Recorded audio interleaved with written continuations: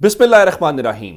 لاکھوں کروڑوں درود و سلام محمد مصطفیٰ صلی اللہ علیہ وسلم اور آل محمد پر۔ میں ہوں عمر دراز گوندل۔ بڑی خبر اسلام آباد سے ہے۔ ایک بالکل نئی صورتحال پیدا ہو گئی ہے۔ آج دن کے اندر جو چیزیں ہم ایکسپیکٹ کر رہے تھے اس سے بالکل الگ ایک سرپرائز آیا ہے، اور جسٹس اعجاز الاحسن جو عام طور پہ کوئی خطوط لکھتے ہوئے دکھائی نہیں دیتے، کوئی زیادہ ان کی پریزنس بھی ان چیزوں میں نہیں ہوتی، ہاں آئینی سوال بڑے شاندار اٹھاتے ہیں۔ وہ ہوں جسٹس منیب ہوں، جسٹس عائشہ ملک ہوں، لیکن اب ایک عرصہ ہو گیا ہے کہ ہم نے ان کو قاضی فائز عیسیٰ صاحب کے ساتھ بیٹھے ہوئے نہیں دیکھا۔ ہم نے صرف ملٹری کورٹ کے اوپر یا باقی پریکٹس اینڈ پروسیجر ایکٹ کے اوپر جو فل کورٹ تھی اس میں ان کو دیکھا، لیکن قاضی صاحب جب چیف جسٹس نہیں بنے تھے اور عمر عطا بندیال صاحب چیف جسٹس تھے تو قاضی صاحب بڑے تواتر کے ساتھ خطوط لکھتے تھے، کبھی صدر کو، کبھی چیف جسٹس کو، اور پھر ان کے نوٹ بھی آتے تھے سپریم کورٹ کی ویب سائٹ کے اوپر۔ آج دن کے اندر سپریم کورٹ میں بڑا ایک اہم معاملہ آیا تھا، اور وہ جسٹس مظاہر علی اکبر نقوی کا تھا، اور میں نے آپ کو بڑی تفصیل کے ساتھ بتا چکا ہوں کہ ان کو آج عدالت سے جو ریلیف انہوں نے مانگا تھا کہ سپریم جوڈیشل کونسل جو ان کے خلاف کارروائی کر رہی ہے اس کے اوپر حکم امتناع جاری کیا جائے۔ سپریم کورٹ نے فیصلہ محفوظ کیا اور اس کے بعد ان کو حکم امتناع یعنی انٹرم ریلیف نہیں دیا۔ نمبر 2، جو شکایت کنندگان ہیں ان کو بھی فریق بنا لیا، گو کہ مخدوم علی خان جو ان کے وکیل ہیں انہوں نے اس بات کی مخالفت کی تھی، اور انہوں نے باقاعدہ فیکٹ کے ساتھ ڈیٹا کورٹ کے سامنے رکھا کہ یہ بھی تو آپ نے درخواستیں خارج کی نا سپریم جوڈیشل کونسل سے، تو کیا اس حوالے سے وہ تقاضے پورے ہوئے تھے؟ نہیں ہوئے تھے، یعنی اس میں بھی اگر یہ پریسیڈنٹ نہیں ہے تو اب بھی ان چیزوں میں نہ جائے، لیکن بہرحال سپریم کورٹ نے کر کے اس کو غیر معینہ مدت کے لیے ملتوی کر دیا۔ پھر سپریم جوڈیشل کونسل جس کے اندر اس وقت جو ہے وہ قاضی فائز عیسیٰ صاحب بیٹھیں گے اور باقی جو جج صاحبان ہیں وہ بیٹھیں گے۔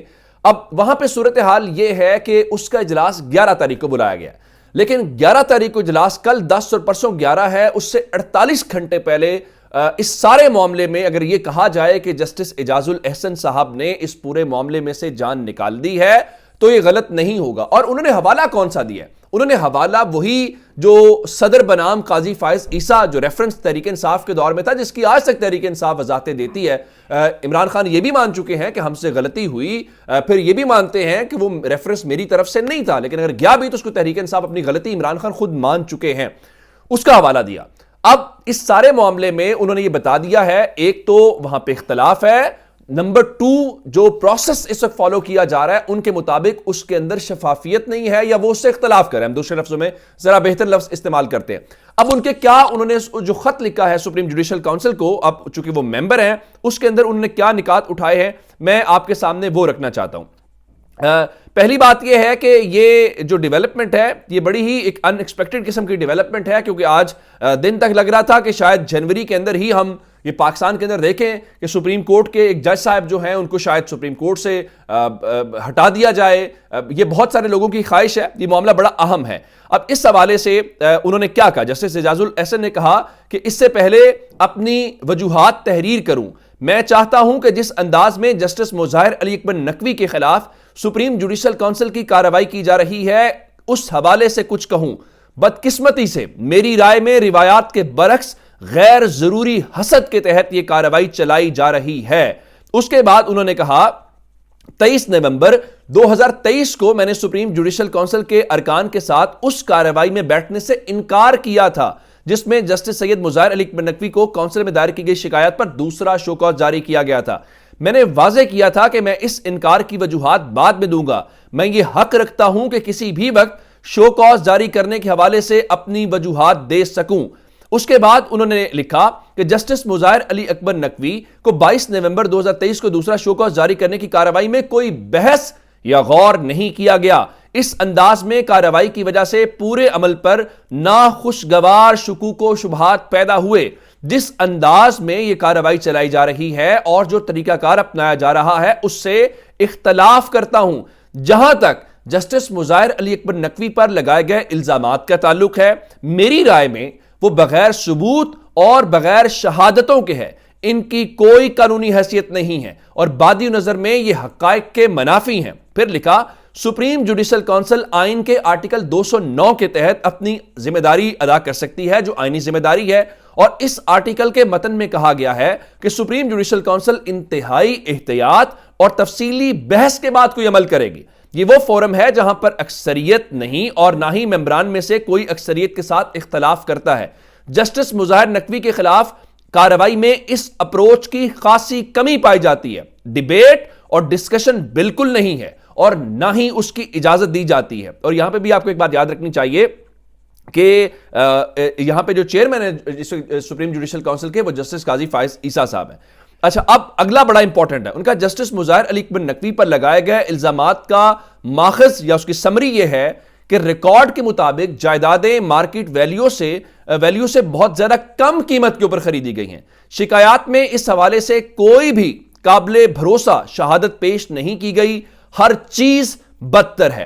اب ایک جانب یہ ہے، پھر انہوں نے یہ بھی کہا کہ جلد بازی کی جا رہی ہے، اختلاف طریقہ کار کے اوپر ہے، غور و خوض نہیں کیا گیا، پھر جو ساری چیزیں ہیں وہ ان کے بیٹوں کی ہیں اور ان کے مطابق یہ اگر تھا بھی تو انکم ٹیکس دیکھتا، باقی چیزیں دیکھتے، لیکن جس طرح سے کر لے تو اس کے اندر وہ حسد کا فیکٹر بتا رہے ہیں۔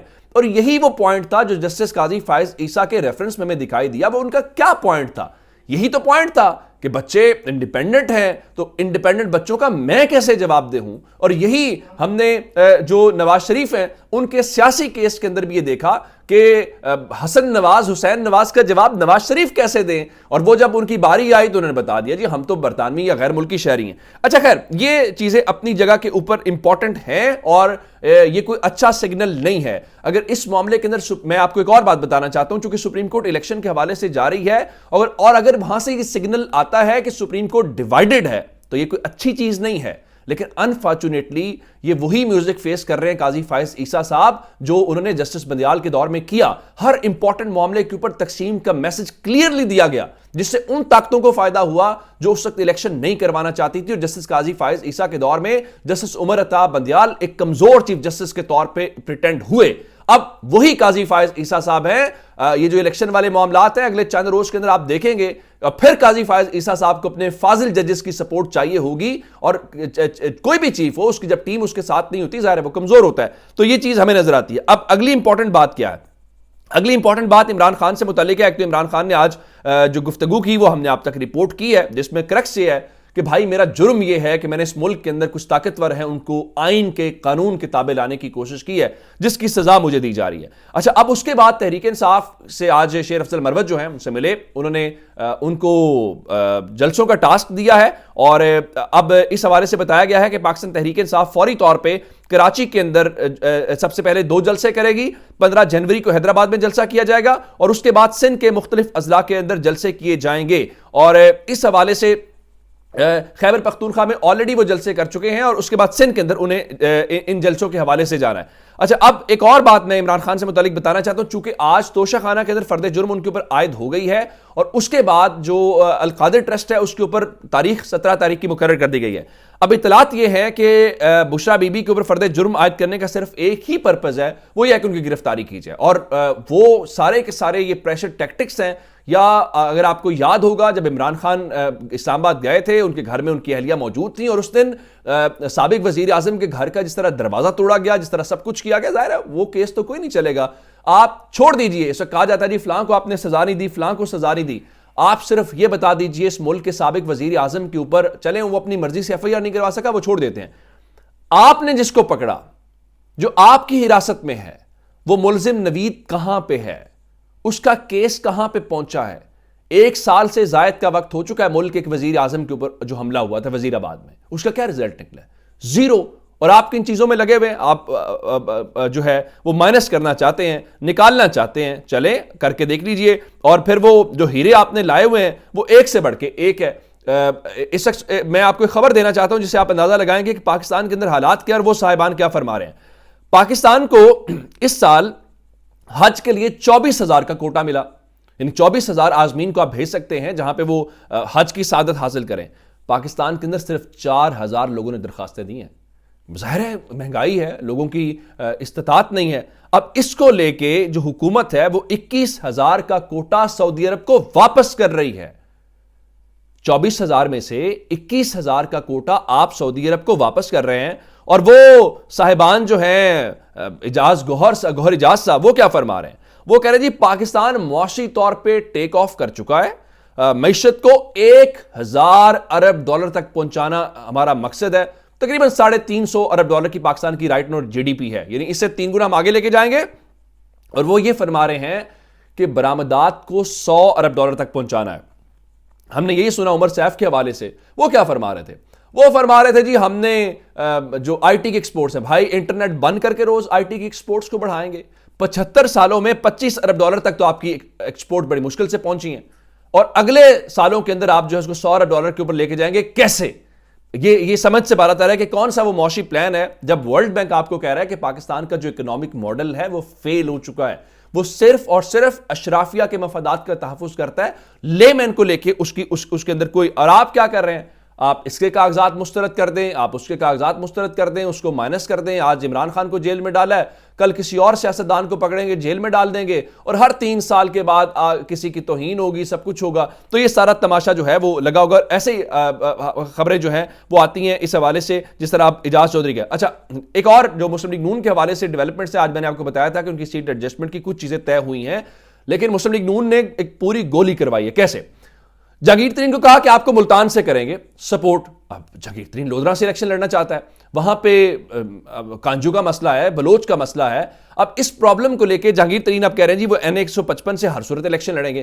لاہور کی بات کریں تو این اے 117 جو ملک ریاض والا شادرہ والا حلقہ ہے, وہاں پہ وہ کہتے ہیں علیم خان کو جی ہم آپ کو سپورٹ کریں گے. علیم خان 119 کے اندر ہر صورت الیکشن لڑنا چاہتا ہے, وڈرا نہیں کریں گے مریم نواز کے مقابلے میں. تو یہ بھی ایک نئی صورتحال ہے. ہاں, کراچی کے اندر ضرور ان کو 242 کے اندر جہاں پہ شہباز شریف کو الیکشن لڑنا ہے, انہوں نے منا لیا ہے ایم کیو ایم کو, اور ایم کیو ایم نے تو ایون یہ بھی کہا ہے کہ اگر مسلم لیگ نون کی حکومت آتی ہے تو ہم وزیر اعظم کا ووٹ دیں گے. اس کے بعد جی ڈی اے کے ساتھ بھی ان کی سیٹ ایڈجسٹمنٹ ہوئی ہے, اور مسلم لیگ نون کو شاید اس بار پنجاب میں بھی سیٹ ایڈجسٹمنٹ کرنی پڑ رہی ہے, سندھ میں بھی کرنی پڑ رہی ہے, بلوچستان میں کرنی پڑ رہی ہے, خیبر پختونخوا میں بھی. وہ میاں صاحب نے آنا تھا, وہ جو پاکستان کے اندر اچانک سے سب تھرتھلی مچ جانی تھی, پتہ نہیں وہ مہینے سے تو زیادہ وقت ہو چکا ہے, بلکہ 2 مہینے ہو گئے ہیں, وہ تھرتھلی مچتی ہوئی ہمیں دکھائی تو نہیں دیا. وہ کب ہوگا اس کا انتظار کرنا پڑے گا. اپنا بہت سارا خیال رکھیے گا. خدا حافظ.